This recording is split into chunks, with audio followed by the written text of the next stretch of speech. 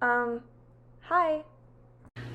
Okay, hello guys, we are back. If you have not been to my channel before, hi, my name is Nikki. This is my book nook, and that was kind of cute. I think I'm gonna do that from now on. Nikki's book nook, fun. Anyways, today we are here to talk about A Kingdom of Flesh and Fire, book 2 in the Blood and Ash series.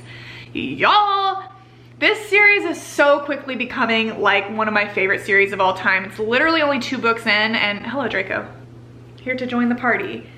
I love you. Anyways, I am obsessed with this series. If you didn't see, I did a review that was spoiler-free on From Blood and Ash like a few days ago. I read that book so fast. I read this book so fast because I couldn't put it down. I love everything about this freaking series. The characters, the writing, the world building, the concept, like it's all just so good. I haven't felt like a tingly sensation about a book like this since honestly Twilight. Like weird comparison, I guess not, because it's kind of like vampire, but like it's just, I haven't felt so like attached to like characters where like I just don't want to put the book down, I can't stop reading it, like obsessed with it. Like honestly, these books are better than the Twilight series for sure, but you know, nostalgic. Anyways, not the point, off on a tangent already. Welcome to my channel, what else is new? But A Kingdom of Flesh and Fire, I was diehard obsessed with Blood and Ash, like 5 stars, amazing.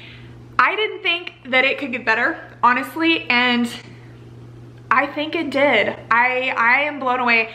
Obviously, this is gonna have to be spoilers because I literally can't talk about this book without giving away like the biggest spoiler plot twist of the first book. So, we were left in quite a predicament at the end of the first book. Y'all, I like to say, I feel like I see plot twists coming. I feel like I figure things out. I tend to just know, like it takes a lot to really surprise and shock me, but it shook me to my core when it was revealed that Hawke was Castile, the Dark One. I don't know if I'm just stupid, if it just went over my head, but like I thought I was being all clever. Like she obviously gave us backstory on the Dark One, but it was just so like briefly mentioned here and there. Like I knew he was obviously gonna come into the book at some point, like the series. I figured he was gonna come in like book 3. There was gonna be a big confrontation with him. Like it was maybe gonna be a love triangle situation like Hawke, Poppy, the Dark One.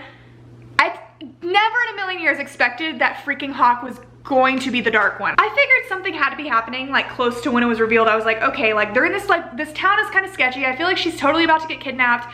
She did mention like right before it was revealed like one too many times that like his tooth was kind of sharp. I was like, okay, maybe he's one of those wolves. Like something's going on, but I didn't freaking think he was the Prince of Atlantia. Like it shocked me. I was obsessed with it. You know, you go from like that slow burn love trope to now it's like enemies to lover love trope, and I was obsessed. I love that book so much that I was like a little hesitant about this book just because, you know, that slow burn aspect, that like tension is so amazing that I was like, okay. I mean, at the end of the last book, like yes, she was furious with him, but things still happen. So I'm like, okay, that tension is gonna be missing from this book. Like she's still gonna be mad, but like, oh, they're just gonna be together. No, that tension literally was better. It was more intense. It was so much more like angsty and just like back and forth and like will they or won't they. This whole book I was just like, oh my god, I was like just wanted to scratch my eyes out. I was like, just love each other, you know. It was just so frustrating, but it was so good. This book was incredible. I don't even know where to start. So like obviously like the end of the last book, we know like he is Castile and he had been planning to use Poppy as a bargaining chip to get his brother back from the queen, and plans obviously changed because he kind of fell in love with her. Not that he's admitted that out loud, but he cares for her. So now his plan is for them to marry, and they're going to use each other to their advantage. They're going to get his brother back. Poppy's going to get back to her brother. So the first like 200 pages of this book, I don't want to say they were slow because that like insinuates I didn't enjoy them. I enjoyed every second of it. But the first 200 pages were just like a lot of back and forth of like, no, I'm not gonna marry you. Like, yes, you will. Like, oh, I hate him. Oh, I love him. I mean, we love that. But there was a lot of that, like a lot of just like kind of explaining things more and like the conflict of that going on. So I was literally sitting there wondering, I was like, okay, how long are we gonna like chill in this town? Like you have kidnapped the maiden. Like somebody is surely about to show up and try to kidnap her back, and sure enough they did, right? Big battle with the Ascended. Poppy goes off. That carriage scene she's such a badass. I'm so obsessed with her. I love Hawk and Poppy's relationship. I love that they're both badass, like, in their own ways. They can both handle their own, but they both protect each other, but they're both, like, there's no, like, the power dynamic is there, but, like, they each have their own, and, like, she has obviously her own abilities that, like, he doesn't have. Like, yes, he's, like, the baddest thing in all the land. Like, he's the strongest, whatever, Atlantean prince, but she, like, is over here with her powers, or her gift, and that's something that he can't do, which her gift has developed. She used to just be able to feel and ease pain, and now she can feel all other emotions, and she can even heal people later on in this book, which was crazy. And, you know, a lot of this book is kind of like speculating, like, where is she from? Clearly she's like part Atlantean, which, can we just talk about, sidebar, why did she choose to call this land Atlantia? Because it throws me off every time. Atlantia, I think, is beautiful, but, like, it sounds so much like Atlantis. So when she says Atlanteans, like, aren't Atlanteans like people from the lost city of Atlantis? Like, was Little Mermaid in Atlantis? I think it was, right? I think so. So it just, like, I know that they're like vampires, but every time I hear Atlantean, like, I just think like merman. I don't know, throws me off. I'm like, we couldn't have picked a different name. Anyways, not important, but yeah, clearly she's part Atlantean. They think she's from, like, one of the oldest, like, bloodlines.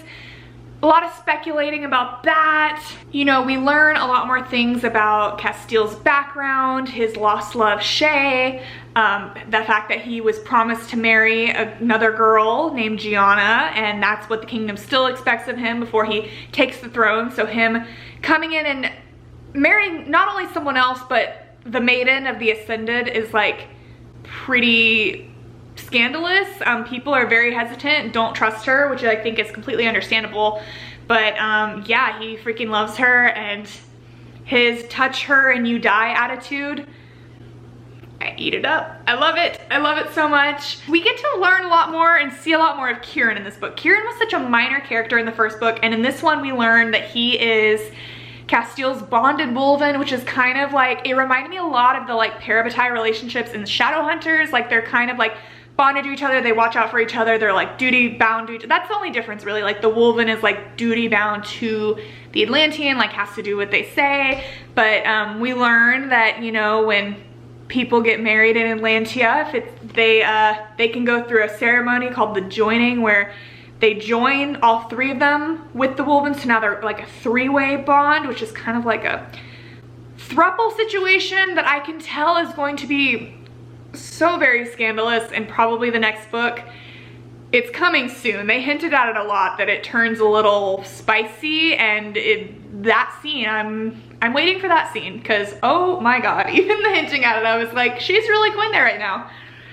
Okay, but yeah, I mean, this book ended with like a huge big epic battle between the Ascended. The Duchess shows back up, and Poppy joins the battle. They're fighting, they think they're gonna lose, and at the last second, like, reinforcements show up. It was amazing. It was like, it wasn't like super long and drawn out. It was like the perfect length to where I was like on my toes, and you think like all is lost, and at the last second it's not. Poppy freaking kills the Duchess in the most savage way, but right before she does, the Duchess reveals that, oh, she's something special, and she's so much more than just the maiden, and she was chosen by the gods, and clearly there's more to her story. She's saying that the queen is actually her grandmother, and she would be so proud that she is marrying Castile because she has taken Atlantia. Like, there's a lot that clearly, like, needs to be explained, where you're like, there's just something more to Penelope / Poppy, and we're going to learn more about it.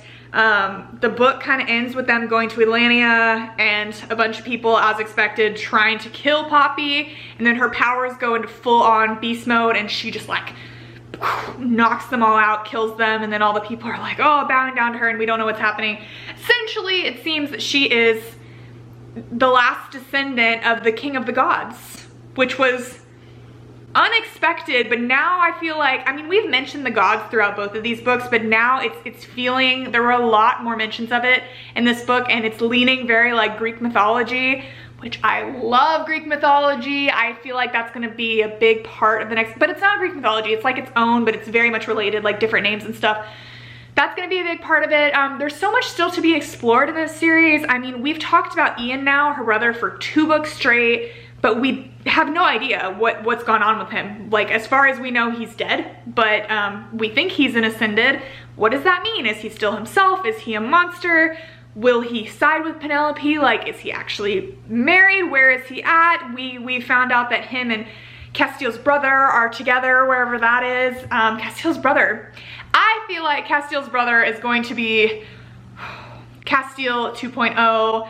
I think that there's gonna be some, I mean, they're already literally married, like Hawk and Poppy, or Castiel and Poppy. It's very confusing. I'm still stuck on Hawk. They're literally married, but I feel like there's gonna be some major tension between his brother and her.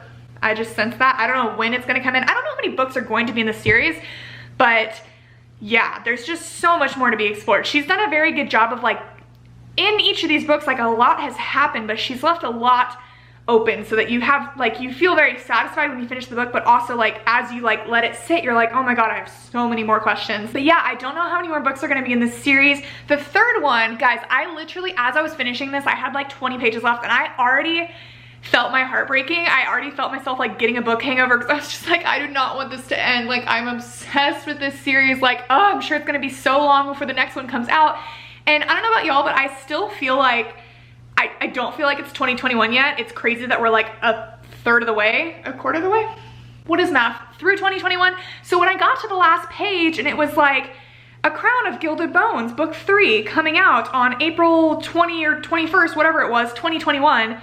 In my brain, I was like, oh my god, that's like another year away. Like, I have to wait another year for this book. I'm gonna cry. And then I was like, wait, 2021. Oh, that's this year. Oh my god, literally in a freaking week. I had no idea. I'm just like, I didn't know. I'd seen that book before, like that cover. I feel like it's popped up on Book Talk and stuff before, but I didn't realize it was a part of this series. So I have never ordered something on Amazon so fast.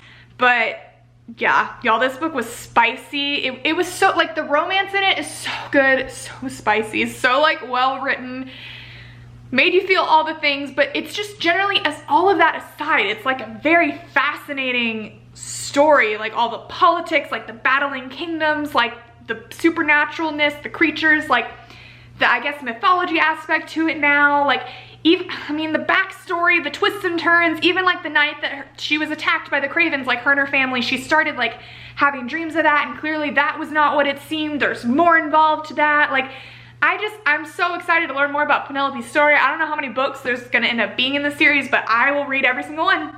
And I can't wait. The very minute that book comes in, I'm going to be reading it, so expect that review from me. Like, I think it's coming in the 22nd, so I will have a review up on that as quickly as I possibly can. I'm like struggling because I have like a week until then, so I'm like, I'm not gonna like not read for a week. So I'm trying to get in a couple of short books right now. We'll see. I have a couple one-offs I've been meaning to read, but I'm also like, I don't want to leave this world, but whatever, taking a short mental break from it. Anyways, that is it, guys. Please, if you read this book, let me know your thoughts on it. Let me know which book you liked better. It's hard for me because it's like, the first book is fantastic, but this book is like, oh, the story's just gotten bigger and bigger. And like him being the, oh, I can't choose. I'm not gonna choose. They're both my children. But yes, I will see you guys very soon. Thank you so much for watching. Bye.